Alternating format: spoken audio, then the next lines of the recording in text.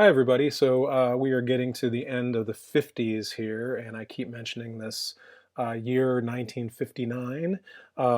So not only were there these amazing records by some of the artists that we've already studied, this gentleman, Ornette Coleman, came onto the scene.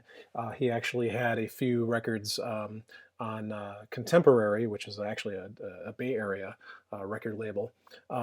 But then they brought their group over to New York and they opened up at a club called the Five Spot. And I'm just going to get right into it. I want you to get your impressions about this is a song off of the record that came out in that year, 1959, called "Shape of Jazz to Come." This is called "Lonely Woman." This is like something they might have heard that evening. Let's check it out.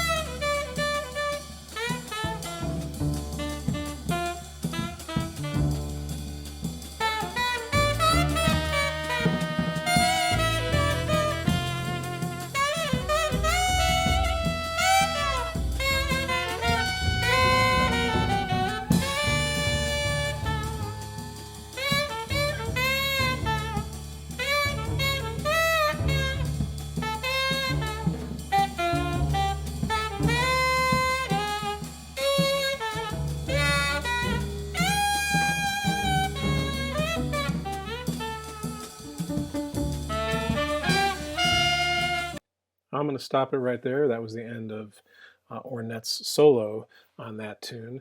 Um, Totally different than things that we have heard up to this point, is it not?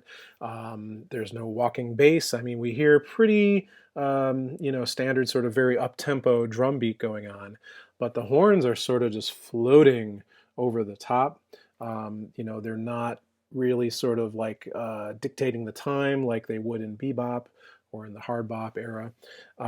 So this is a very different sound. Also, you may have noticed that this group is missing, once again, kind of like, perhaps the Jerry Mulligan, Chet Baker Quintet. It's missing a piano, right? There's no piano in this to create harmony, no guitar. So all the harmony is created by the horns. The other horn you heard on there was Don Cherry playing an instrument called the pocket trumpet. It's basically if you took a regular trumpet and kind of rolled it up really tight, you get this little thing called a pocket trumpet. You may notice also in the picture there of Mr. Coleman, he's holding a plastic saxophone, and that was one of his trademark, well, it was part of his trademark sound.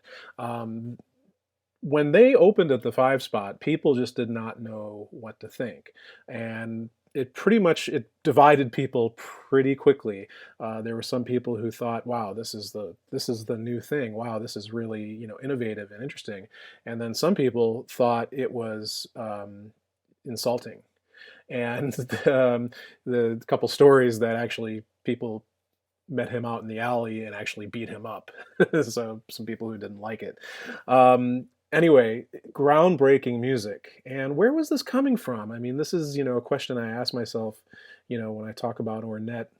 Um, and a few things you can see on the screen there. He actually started by playing R&B, and frankly, in the first part of that solo, I hear some blues. He's playing some blues in there, but and then he kind of goes some other very interesting places. And then he played.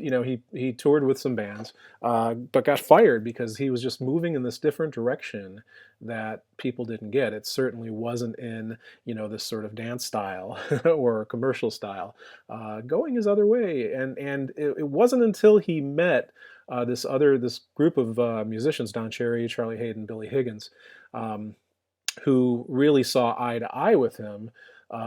He didn't really move on until then.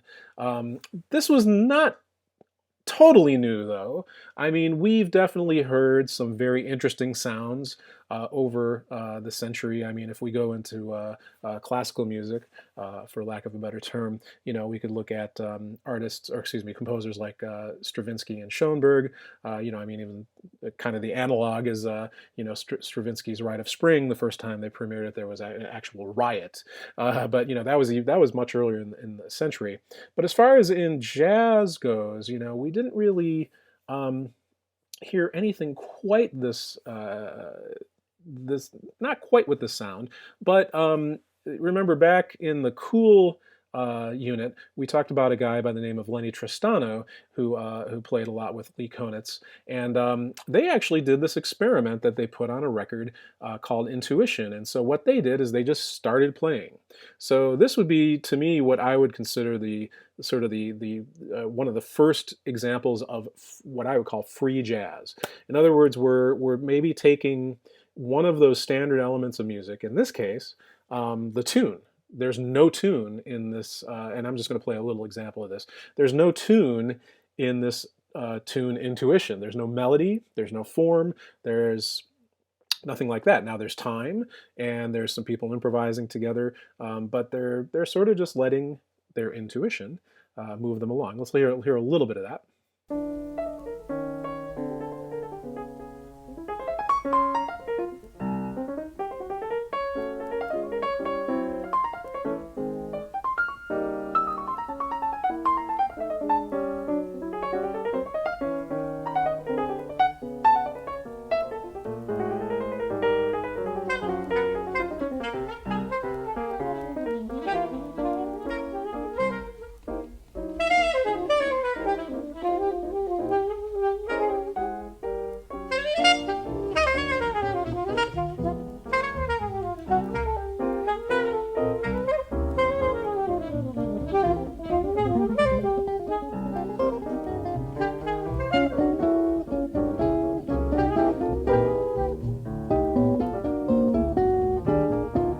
So, I mean, you could still hear in there, this really good sense of time.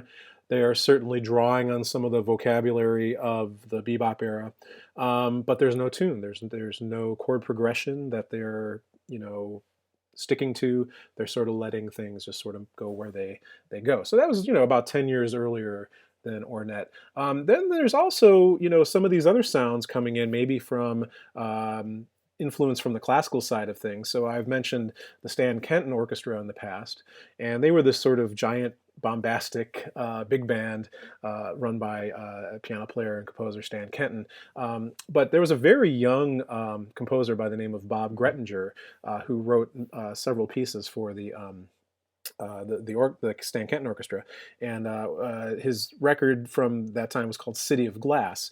Here's a little bit of the first movement of City of Glass. Let's check this out.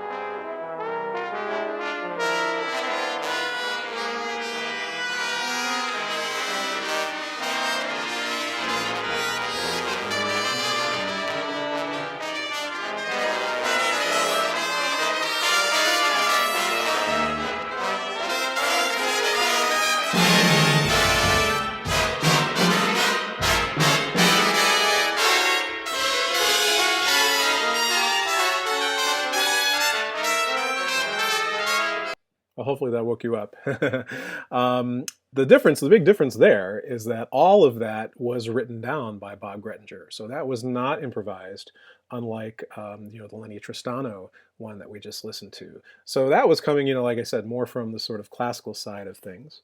We also mentioned, Charles Mingus, and Charles Mingus, I feel like, his contribution to this free jazz idea is that, and I mentioned this before, I think in the hard bop lecture, he was really pushing his musicians in his group to be very emotional and come from this emotional place, as opposed to, maybe this sort of academic place. So here's a little example of this. This is a record that came out in 1956, so this is 3 years before Ornette hit the scene. Pithecanthropus erectus. Let's check this out.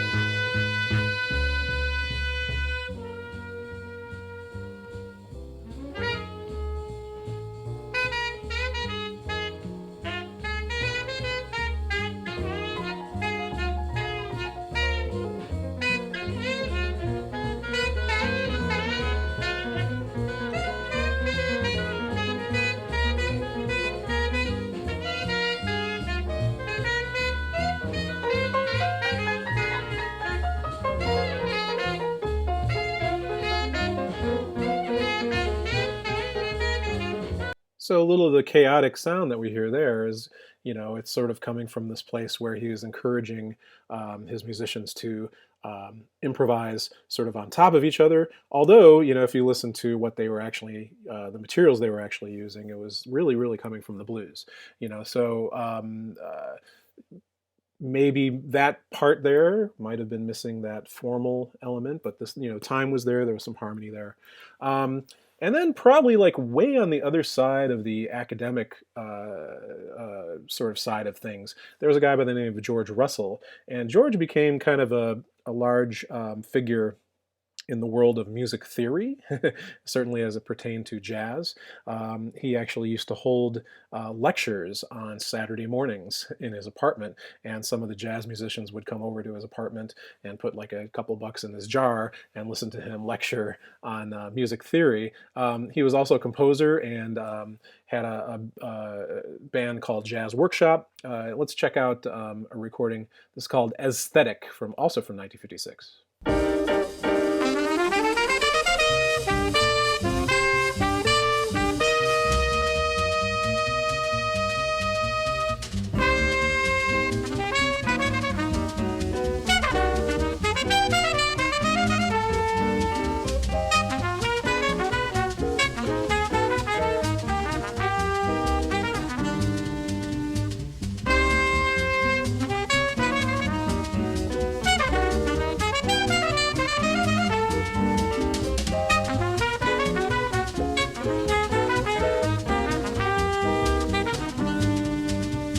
which I think is a good segue into my definition there. It's actually not the greatest definition. I'm not too enthusiastic about it, but I think it might be helpful in maybe spotting some of this music when you hear it.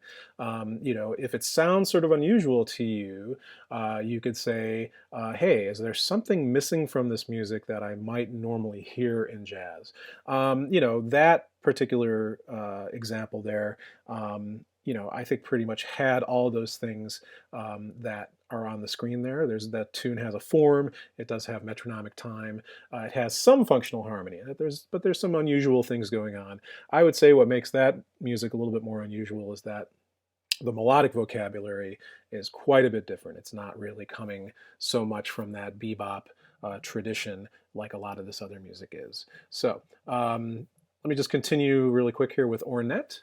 So once again, like I said, he was widely criticized, and his first record, Something Else. I mean, it definitely had an appeal to it, but he decided also to sort of put the pedal to the metal, and he came out with a record the next year that he actually called free jazz, and that's where really that moniker comes from. But this was actually a little bit of a departure from the music that was on Something Else, or excuse me, Shape of Jazz to Come, in that he actually added another quartet. So it was the quartet actually that he had at the 5 spot, but then he had another quartet, and the way he set it up in the recording studio.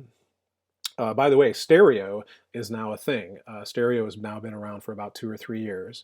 And so what they did is they put one quartet in the left ear and one quartet in the right ear. And they just decided, we're just going to play. And here's the result.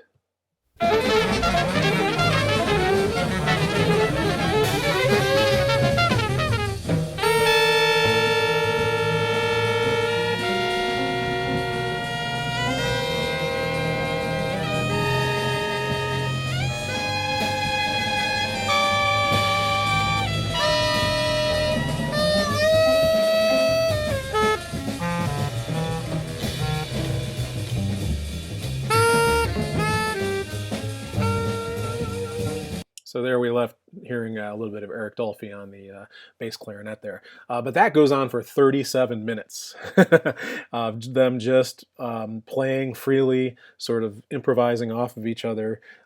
So, there we are definitely missing a lot of the normal musical elements that, we might expect. There's not really a metronomic time going on. There's no form. There's no functional harmony. There's really no set melody. It's pretty much pure improvisation. So, not very easy to listen to, is it? Right? But challenging, right? It makes you think about, okay, what is the nature of art and what is the nature of music? And I think really that's the purpose at the end of the day. So, but Ornette is a very well-respected figure in jazz and music today. He actually did some sort of fusion music in the 70s, won some fellowships. I think he had the Guggenheim Fellowship at one time. Just really interesting person in music, period, not just jazz. Another important person in the sort of free jazz movement was this gentleman here, a guy by the name of Cecil Taylor. And Cecil is a piano player. He also sort of had, the inkling of these different sounds a little bit earlier, maybe than Ornette's group appeared.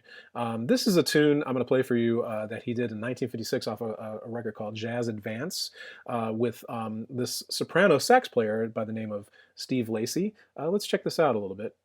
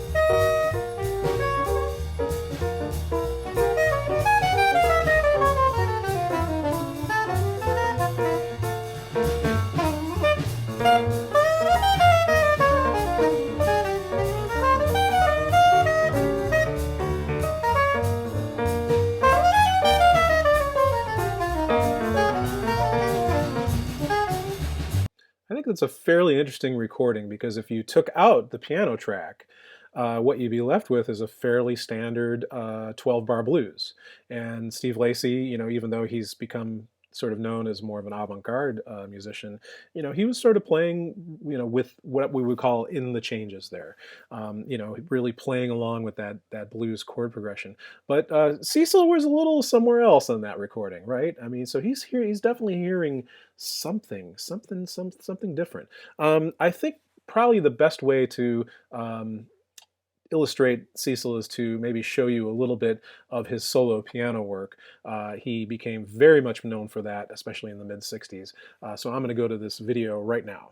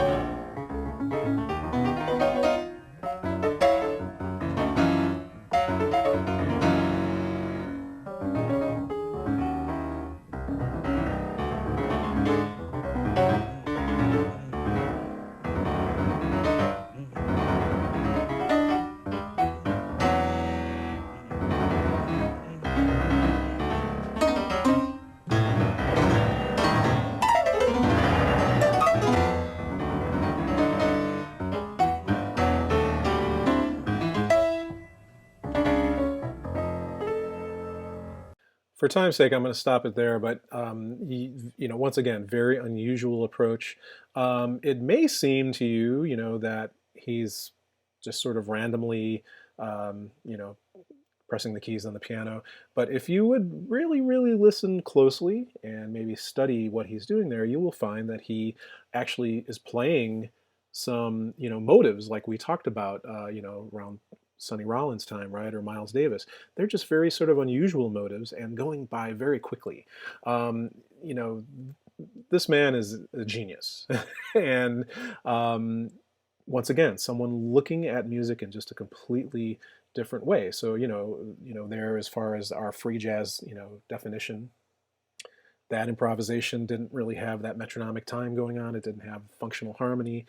It didn't have a form perhaps, but wow, it was very interesting in texture and rhythmic interest. I mean, just a lot of different cool things going on there. Once again, a very, very well respected composer and player. The last person I'm going to talk about in this video today is another very interesting person in the history of jazz. He was born Herman Sonny Blount, and actually had a orchestra called the Sonny Blount Orchestra in Birmingham in the mid-30s, which basically played dance band music. But then later on, he became this persona of Sun Ra. He basically started to create this character that, and it just became him. He was from Saturn, and this is how he would explain, concepts about his music, concepts about his philosophy. As a matter of fact, why don't we just go to a video here, and I'll let Mr. Ra talk a little bit, and then we'll hear a little bit of his band.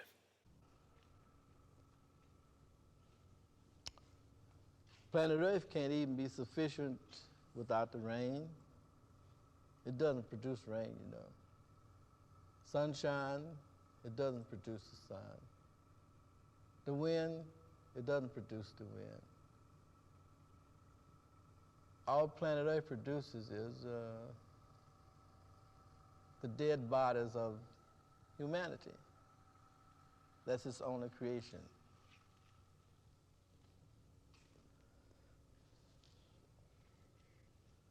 Everything else comes from outer space, from unknown regions.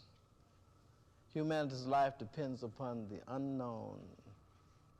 Knowledge is laughable when attributed to a human being.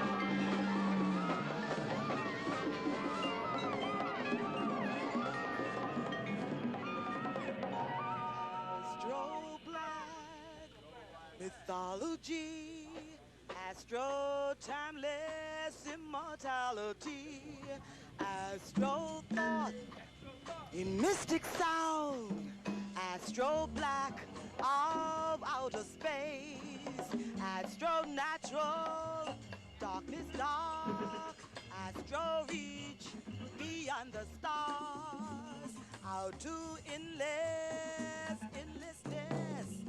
Astro Black, Cosmo Earth. The universe is in my voice. The universe speaks through this song to those of Earth and other worlds. Listen while you have the chance. Find your place among the stars. Get in tune with outer worlds without multiplicity, harmony, equational melody, horizons beam, Astro Black and Cosmo Dog, Astro Black and Cosmo Dog, Astro Black and Cosmo Dog.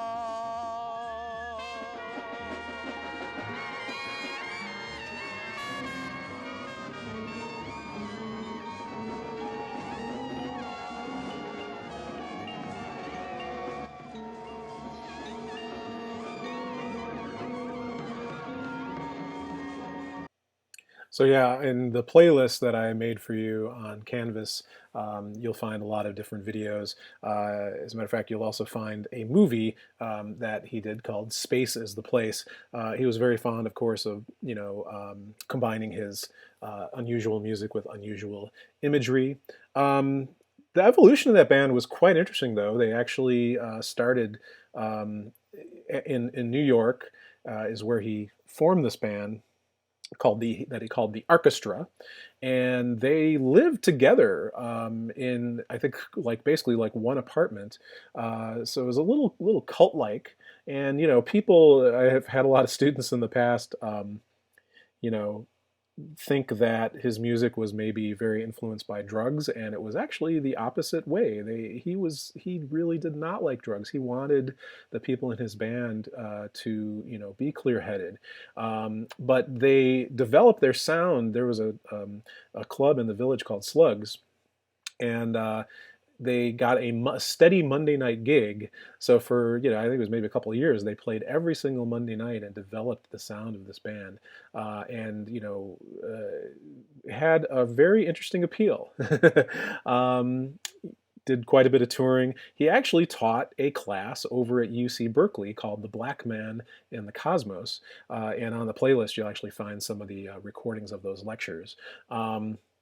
And after he passed away in 1993, the gentleman who you saw, the first saxophone player that you saw in the video there, is a guy by the name of Marshall Allen, the alto player, and he still has that band going up till today. So it's been,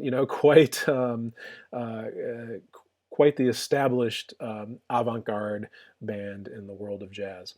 Anyway, please check out those playlists. They're super interesting and super entertaining, and it'll give you a much better idea about those artists, than I can ever tell you. So Anyway, we'll see you in class.